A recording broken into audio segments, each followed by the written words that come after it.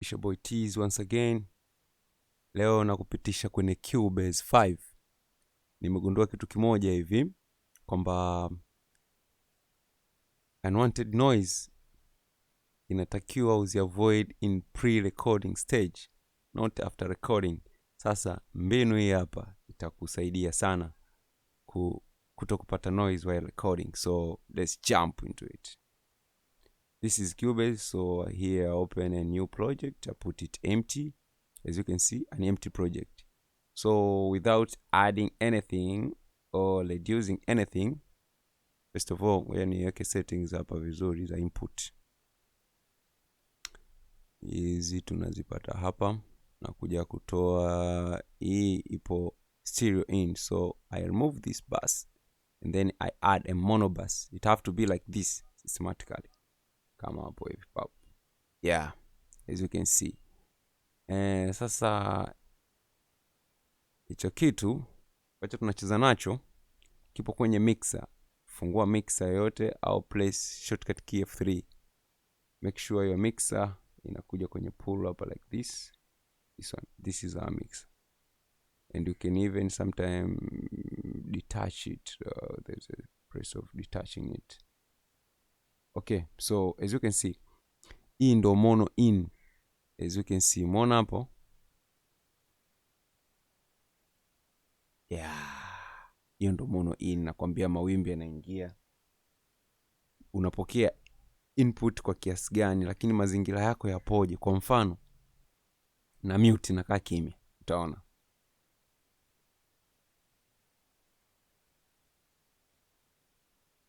still kuna noise. Umeona kuna kama ile, I think you can see this area over here.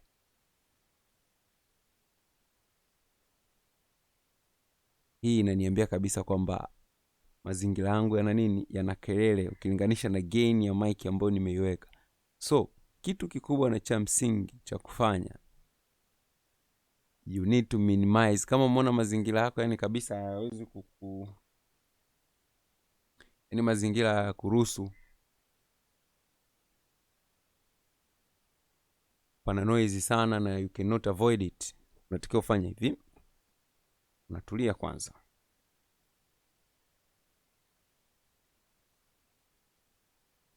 Yeah, then una extend mixer hii. Ukisha extend hii mixer, kuna kitu kimoja kiko hapa kinaitwa show all meters.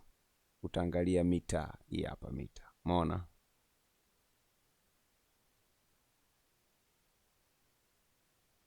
Noise zipo kwenye negative 40 decibels. So ndai minimize.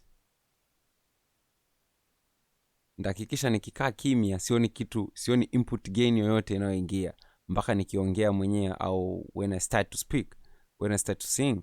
Okay?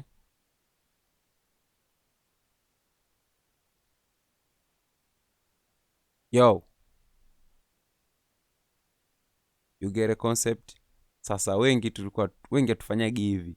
Hii ni nzuri sana kwenye pre-recording. Unakuwa kabisa umesha avoid unnecessary noises kama unavyoweza kuona. So for today nilikuwa na hicho tuzingatia, na hii hapa it's applicable kwenye digital audio workstation yoyote ile, doesn't matter. Iwe ni Cubase, iwe ni Logic Pro, iwe ni FL, iwe ni any kind of digital audio workstation inafanya kazi.